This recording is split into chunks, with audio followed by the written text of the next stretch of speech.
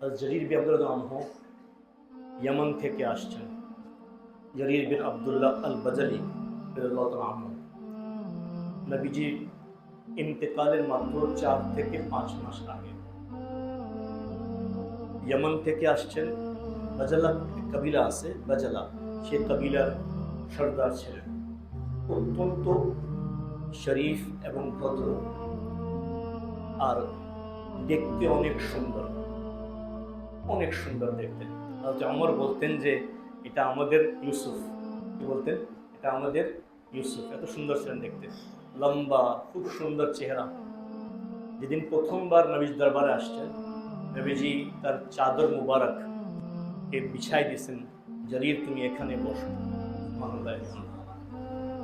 তুমি তো একজন সর্দার ব্যক্তি, অত্যন্ত ভালো ব্যক্তি। আর নবীজি তার আসার আগে বসে সাহাবায়ে কেরামদেরকে, একটু পরে যে ব্যক্তি এই দরজা থেকে প্রবেশ করবে ইয়েমেনবাসীদের মধ্যে সবচাইতে ভালো সে ব্যক্তি। এরপর হাজী আব্দুল্লাহ প্রবেশ করেছেন। ওনাকে নবীজি বলছেন যে দেখো, আল্লাহর প্রতি ঈমান আনো, তার সাথে কাউকে শরীক করো না। আর কি? আর মুসলমানদের খেরখাহি করো। খেরখাহি মানে দিন নসিহা, কল্যাণকামিতা, সবার জন্য ভালো চাওয়া।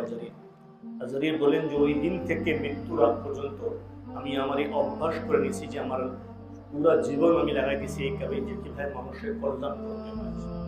তার ঘটনা, বাজারে গেছে জেবিন আব্দুল্লাহ আল বাজারি। তো যাওয়ার পরে এক ব্যক্তি একটা ঘোড়া সেল করতেছে। তো ভাই কত করে ভাই এটা? সে বলল 300 দিরহাম। আর জরির ঘোড়া দিকে তাকালেন, বললেন না, তুমি এই ঘোড়ার কম দাম চাচ্ছ। মুমিন কেমন হয় এটা শুনে নাকি? এটা আমাদের কাছে হয়তো পাগলামি হতে পারে, বাট আল্লাহর কিছু দিওয়ানা আছে, আল্লাহ কিছু পাগল আছে, যারা যে ওয়াদা করছে নবীর সাথে সে ওয়াদা তারা পুরা করে গেছে একেবারে, এনি হোক, যেভাবে হোক না কেন। তো বলেন যে তুমি এর দাম কম বলতেছো। সে বলছে আচ্ছা যান, আপনি 400 দিরহাম দেন। আবার তাকাইছেন ঘোড়ার দিকে, বলছেন না, তুমি এখনো তার দামটা কম বলতেছো। আচ্ছা 500 দিরহাম দেন। আবার তাকাইছে ঘোড়ার দিকে, তুমি এখনো দাম কম বলতেছো, 600 দিবেন, 700 দিবেন। বিশাল অবাক হচ্ছে যে আমি দাম বাড়াচ্ছি, লোককে বলতে এখনো হয় না, এখনো হয়। লাস্টে সে ঘোড়াকে উনি 800 দিরহাম দিয়ে কিনছেন। বুঝে আসছে? আমরা কি বলি? ভাই একটু কম করেন, ভাই একটু কমায় রাখেন, ভাই বলি না আমরা। আর মজার কথা কি জানেন? যদি আপনি সবজি কিনেন ওয়ারি থেকে, 60 টাকা নেবেন। এটা যদি একটু আপনি চলে যান বনগ্রামে, আপনার কাছে নেবে 50 টাকা চাইবে, আপনি বলবেন ভাই একটু কমায় রাখেন। বুঝছেন? আমরা মুসলমান, 60 টাকা ছিল ওয়ারিতে, বনগ্রাম পর্যন্ত গেছি, তো যারা 50 টাকা বলছে, এরেও বলছি কমাইতে, ওরেও বলছি কমাইতে। তাহলে কি আপনি বুঝতে পারছেন যে আপনি জিতছেন? কিন্তু এবার আপনি ওয়ারিতে 60 টাকা নিচ্ছেন, সে আপনাকে 50 টাকা চাইছে, মানে সে 10 টাকা কামাইছে, আলহামদুলিল্লাহ। তার মানে সেই ব্যবসা তার পোষাবে। আচ্ছা ভাই নেন, 50 টাকাই নেন। আর ইনি 400, 500, 800 পর্যন্ত। এবার উনি বললেন হ্যাঁ, এবার আমার মনে হয় এই ঘোড়ার প্রকৃত দাম আমি দিতে পারছি, আলহামদুলিল্লাহ। এরকম একটা সেম ঘটনা আছে আবু হুরায়রা। কত আল্লাহওয়ালা ছেলেটার বলে শেষ করা যাবে না। অত্যন্ত মুত্তাকি ছিলেন, এমন তাকওয়া ছিল, এমন ওয়ারা ছিল, তাকওয়া থেকে উপরে ওয়ারা, এত ওয়ারা তাকওয়া ছিল, যেই ব্যক্তিকে ঋণ দিতেন সেই ব্যক্তির ছায়া তলে দাঁড়াইতেন না। মানুষের যখন বিল্ডিং হয়, রোদ আসলে তো ছায়া পড়ে, ছায়া। তো হাতে ইমাম আবু হানিফা যাকে ঋণ দিতেন, মানে এই ব্যক্তির যে আমার টাকা দিবেন, তার যে হাসানা দিব, তাকে ঋণ দিতেন আর কি। এরপরে তার ঘরকে মনে রাখতেন যে এই ব্যক্তিকে আমি ঋণ দিয়েছি। তো এখন যখন উনি রাস্তা ক্রস করতেন, তো একবার বামে যান, আবার ডানে আসেন, আবার বামে যান, আবার সোজা হাঁটেন।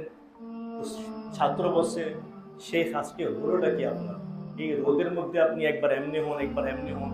না, আসলে এই ব্যক্তি ওই ব্যক্তিকে ঋণ দিয়েছি আমি, তাদের ঘরের ছায়াটা রাস্তায় পড়তেছে, আমি যদি এই ছায়া থেকে অতিক্রম করি তো একটা লাভ নিলাম, আমার মনে হয় আমি সুদ খাইলাম। বুঝলেন নাই? ছায়া কি কোনো দাম আছে নাকি? আপনার ছায়া কেনেন নাই কেউ? বুঝলাম আমি ছায়া কিনছি, 1 কেজি ছায়া কিনছি। এটাকে বলে ওরা। কি কি পরিমাণ আল্লাহকে ভয় পাইতেন। যেহেতু আমি ওই ব্যক্তিকে ঋণ দিয়েছি, তার কাছ থেকে তার ঘরের ছায়া পর্যন্ত আমি পাড়াবো না, যেন আমার সুদ না হয়ে যায়। ওনার ঘটনা, উনি কাপড় কিনতে গেছেন, একটা মহিলা মানুষ কুফার বাজারে দাঁড়ায় আছে, এই লোক কাপড় বেচতেছে। উনি গেলেন, কত যে চাও? সে মহিলা বলল 100 রিয়াল, 100 দিরহাম। বুঝছেন যে মেয়ে লোক মনে হয় ব্যবসা বুঝে না। তুমি তোমার ঘরের পুরুষকে নিয়ে আসো। আছে? মনে হয় আছে, বাসায় গেছে, তোর স্বামীগণ কাজে ব্যস্ত ছিল, স্বামীকে সাথে নিয়ে আসছে। ওদিকে কিন্তু তার স্বামী স্ত্রী কিন্তু মশওয়ারা করে গেছে যে আমি কিন্তু এই কাপড়ে 100 চাইছি, কিন্তু তুমি কিন্তু আবার কম চাইও না। ঠিক আছে, 100 চাইবো। স্বামী স্ত্রী এসে বলছে কত চাও? স্বামী বলছে 100 দিরহাম। বলছেন না, তোমরা দুইজনই বুঝো না। আমি তো ভাবছি খালি মহিলা বোঝে না, তুমিও তো বোঝো না, দাম তো বেশি। তাহলে আপনি কত দিবেন? তাহলে 150 দেন, 200 দেন। না, এই কাপড়ের দাম 300 দিরহাম। আমি এই কাপড় 300 দিরহামে কিনবো, আর আমি আশা রাখি আল্লাহর দরবারে যে আমি এর দাম কম দেই নাই। আলহামদুলিল্লাহ। বুঝছেন, এটাকে বলে আবদিনু নাসিহা, কল্যাণ কামিতা। তুমি যারা জানে না, বেচারা অভাবে সংসার, যাও যা পাও আজকে বেচতে হবে। আছে না, আমরা কি করি জানেন? আমরা যখন আমাদের কোনো বাচ্চা বিদেশ যেতে চায়, আমাদের তো বাংলাদেশে যে আর্থিক অবস্থা জানেন তো, অনেকে জমি জমা বেচে কি করে বাচ্চাটাকে বিদেশ পাঠায়। সাধারণত ওই জায়গার মূল্য হলো 10 লাখ টাকা। এখন বেচারা তো বেচতে হবে। আপনি টের পাইছেন, আপনি খাঁটি মুসলমান না, কিন্তু প্রথম কাতারে মুসল্লি। আপনি যেহেতু বলতেই পারেন 5 লাখ দিয়ে হয়, তা আমি নিব। তার মানে কি করছেন আপনি? আপনি তার অসহায়ত্বের লাভ নিচ্ছেন, আপনি গুনাহে কবিরা করছেন। হুজুর কই টাকা দিয়ে কিনছি তো না, আপনি গুনাহে কবিরা করছেন। আপনি ওই লোকটার অসহায়ত্বকে আপনি ব্যবহার করে দামটা কম দিয়ে আপনি জিনিসটা নিচ্ছেন। জানেন যে মার্কেট প্রাইস 10 লাখ টাকা। বেচারা বাচ্চাকে পাঠাবে বিদেশে, এত কিছু নেই তার কাছে, শেষ সম্বল জমিটুকু আছে, বেচবে, ছেলে সৌদি যাবে, ওখান থেকে মাসে 70,000 টাকা পাঠাবে। আপনি সেখানেও হাত দিলেন, বললেন না, এটাকে অর্ধেক করতে হবে, তাহলে আমি কিনব। বেচারা বলছে আচ্ছা ভাই, আপনি 6 লাখ টাকায় নিয়ে নেন ভাই। আমাদের বড়রা কেমন ছিল? কেমন ছিল? তো কল্যাণকামিতা অনেক বিষয়তে হতে পারে, অনেক কিছুতে হতে পারে। আবার তাবারাক ওয়া তাআলা নেককার বান্দারা যারা থাকেন, তাদের কারণে জিনিসের দাম বা মূল্য বেড়ে যায়। কিভাবে? এক ব্যক্তি আব্দুল্লাহ মুবারক রাহিমাহুল্লাহ তাআলা অনেক বড় মুহাদ্দিস ছিলেন, মুজাহিদ ছিলেন, অনেক বড় মুহাদ্দিস। উনি ওনার প্রতিবেশী একটা বাসা সেল করবেন। যাকে সেল করবে তাকে বলছে যে আমি তোমার কাছ থেকে এই বাসা সেল করব 2000 দিরহামে বা রিয়ালে। সে বলল যে কেন ভাই, এর দাম তো 1000 রিয়াল, আপনি 2000 কেন চাচ্ছেন? কেন চাচ্ছি? 1000 তো বাড়ির মূল্য, আর 1000 হলো আব্দুল্লাহ বিন মুবারকের প্রতিবেশী হওয়ার জন্য। উনি এত বড় আল্লাহ ওলি, এত বড় বুজুর্গ মানুষ, তার প্রতিবেশী হতে পারলে তোমার সাত কবা। মানে আমি জানি তার প্রতিবেশী হয়ে কি মজা পেয়েছি আমি। আল্লাহওয়ালারা কোনো কিছু খাইলে, কোনো কিছু হাদিয়া আসলে প্রতিবেশীকে না দিয়ে তারা খাইতেন না, তাদেরকে দাওয়াত দিয়া, আপ্যায়ন করা, হাদিয়া দিয়া। তুমি তো মজা পাইছে। উনি বলছে আমার কোনো কারণবশত এই বাড়িটা সেল করতে হচ্ছে, বাট সেল করবো আমি ডাবল দামে।